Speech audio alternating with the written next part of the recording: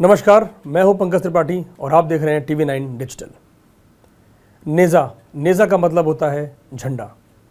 गाजी का मतलब होता है योद्धा। हम बात कर रहे हैं सैयद सालार मसूद गाजी की।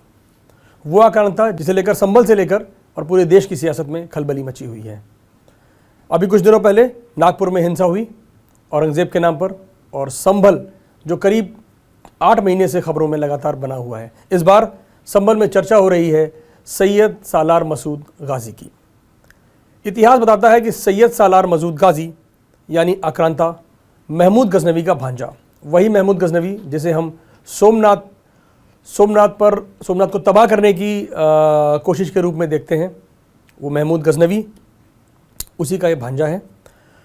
और मसूद गाजी यानी कि हिंदुओं का कत्लेआम करने वाला आक्रांता, वो लुटेरा जिसने अपने मामा की तरह सोमनाथ से लेकर बहराइच तक, गुजरात के सोमनाथ से लेकर यूपी के बहराइच तक जो प्रतिष्ठित हिंदू मंदिर थे, बड़े मंदिर थे, उनको तोड़ा, उनको लूटा। अब सवाल ये है कि ऐसे लुटेरे को लेकर, ऐसे लुटेरे के महिमा मंडन को लेकर जिस नेज़ा मेले की बात हो रही है, वो आखिर क्यों लगना चाहिए और ये परंपरा आखिर क्या कहती है।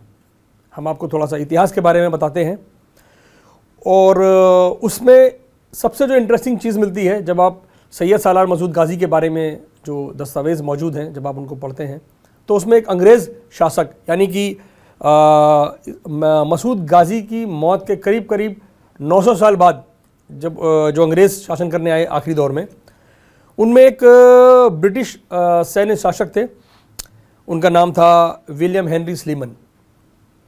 उन्होंने कहा था बहराइच जब वो पहुँचे तब उन्होंने देखा कि उस समय भी एक दरगाह शरीफ के नाम से बहराइच में सैयद सालार मसूद गाजी के नाम पर एक दरगाह शरीफ के नाम पर एक मज़ार बनी हुई है और वहाँ पर मेला लगता है, उसे जेठ का मेला कहते हैं। वो देखकर उसने जो टिप्पणी की थी वो मैं आपको हूबहू बताता हूँ।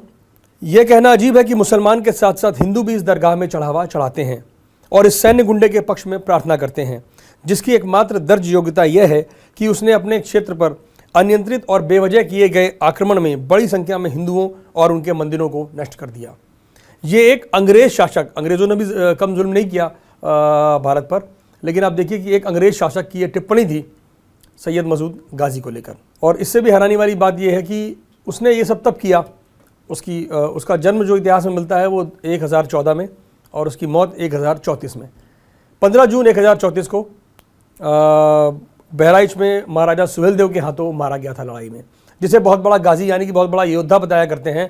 उसको महाराजा सुहेलदेव जो पराक्रमी राजा हुए, उन्होंने बहराइच में उसको नेस्तनाबूद कर दिया, बुरी तरह घायल हो गया उनके हमले में और उसके बाद वो मारा गया, जबकि उसकी सेना सुहेलदेव जी की सेना से काफ़ी बड़ी थी।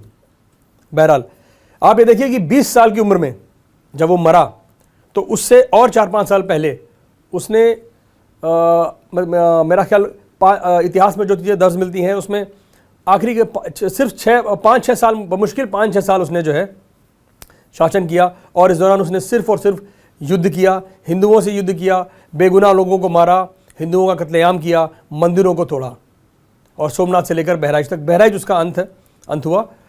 तो आप ये देखिए कि उसके नाम पर सद्भावना मेले को लेकर संभल में कई लोग ये डिमांड कर रहे हैं, जिनमें कि समाजवादी पार्टी के सांसद ज़िया उर रहमान बर्क जो संभल के सांसद हैं, उनका कहना है कि ये मेला तो लगवा कर रहेंगे।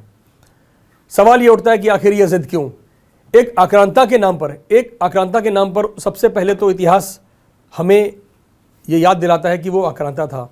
उसी आक्रांता के नाम पर सद्भावना मेले की आखिर ज़रूरत क्यों? अगर मेले ही लगने हैं तो इस देश में और यूपी के तमाम ज़िलों में मेले लगते हैं, हर साल लगते हैं। सहारनपुर में घुघाल का मेला लगता है, मेरठ में नौचंदी का मेला लगता है, इस तरह तमाम मेले अलग अलग, मुरादाबाद में लगती है, प्रदर्शनी लगती है। तो सवाल यह है कि आखिर एक आक्रांता के नाम पर मेला लगाने की जिद क्यों, और वो भी सद्भावना के नाम पर, यानी कि इतिहास को गलत बताते हुए, इतिहास में दर्ज चीज़ों पर पर्दा डालते हुए आखिर सैयद सालार मसूद गाजी को सद्भावना का सूफ़ी संत कैसे कह सकते हैं? क्योंकि दरगाह शरीफ जो मज़ार है बहराइच में, वहाँ पर भी जो उसे एक सूफ़ी के रूप में उसको ये कहना चाहिए कि झूठा प्रचार किया गया उसके बारे में। आखिर वो सूफी संत कैसे हो सकता है जिसने हिंदुओं का कत्लेआम किया, बेवजह लोगों को मारा, मंदिरों को तोड़ा, लूटा। और आज उससे ज़्यादा अफसोस की बात यह है कि जो इतिहास रक्त रंजित इतिहास है, आज उसी आदमी को हम समाज का एक धड़ा, समाज का एक वर्ग और सियासत का एक पक्ष उसको उसके नाम पर सद्भावना के मेले के आयोजन को लेकर अड़ा हुआ है।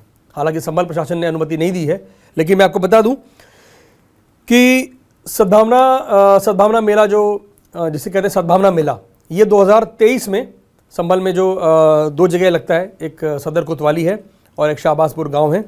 और शाहबाजपुर गांव में प्रधान ने वहाँ पर जब उन्हें लगा कि इस तरह से आक्रांता के नाम पर मेले उसका महिमा मंडन नहीं हो सकता है, मेला नहीं लग सकता है, तब जाकर प्रशासन से अनुमति मांगी कि हम इसे सद्भावना मेले के रूप में आयोजित करेंगे। लेकिन इतिहास ये कहता है कि पर्टिकुलर उसी जगह अगर मेला लग रहा है और उन्हीं दिनों में लग रहा है तो जाहिर सी बात है ये नेजा के मेले के नाम से ही जाना जाएगा। और सवाल ये कि आखिर इस देश का कोई भी हिंदुस्तानी, कोई भी भारतीय, और मैं ये मानता हूँ, हम सभी मानते हैं कि जो भी हिंदुस्तान में रह रहा है वो हिंदुस्तानी है। कोई भी भारतीय, कोई भी हिंदुस्तानी इस बात को कैसे स्वीकार कर सकता है कि एक आक्रांता के नाम पर जो मेला अब तक तमाम लोग ये भी कह रहे हैं कि अब तक लगता आया है तो अब क्या दिक्कत है।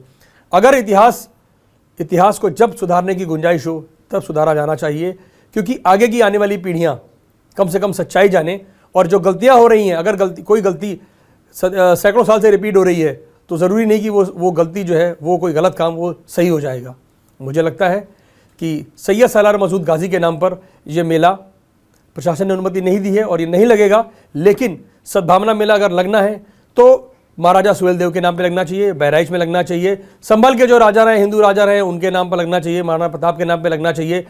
जिन लोगों ने इस देश को बचाया है, जिन लोगों की बदौलत भारत आज भारत बना हुआ है, मुझे लगता है कि उनके नाम पर मेले आयोजित होने चाहिए। उनके नाम पर सद्भावना, जिन्होंने सद्भावना का काम किया है, जिन्होंने पूरे देश में सद्भावना फैलाई है, उनके नाम पर मेले आयोजित होने चाहिए, उनके नाम पर कार्यक्रम होने चाहिए, उनके नाम पर सामाजिक और सांस्कृतिक सहभागिता होनी चाहिए, ना कि किसी सालार मसूद गाजी के नाम पर।